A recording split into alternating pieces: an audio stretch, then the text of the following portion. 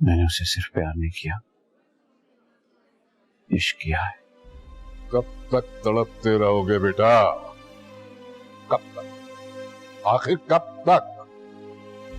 जब तक मेरे नसीब में लिखा है, जब तक मेरी सांसें चल रही हैं। आगे की सोचो बेटा। क्या सोचूं मामा? उसे देख के जी रहा हूं। ये मेरी जिंदगी है। वो जैसी भी है, जिस हाल में भी है। मर्द बनो मर्द।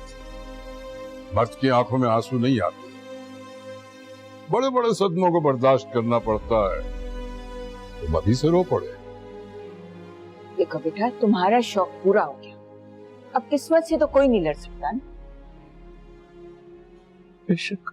ये दुख मेरे कलेजे में फांस बनकर चुभता रहेगा। इसका एक ही हल है,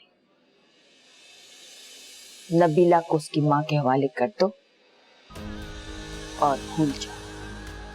भूल जाओ? क्या कह रही है माँ?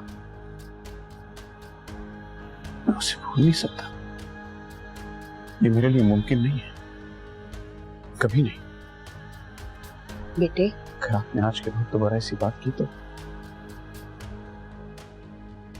मैं आप दोनों को भूल जाऊंगा।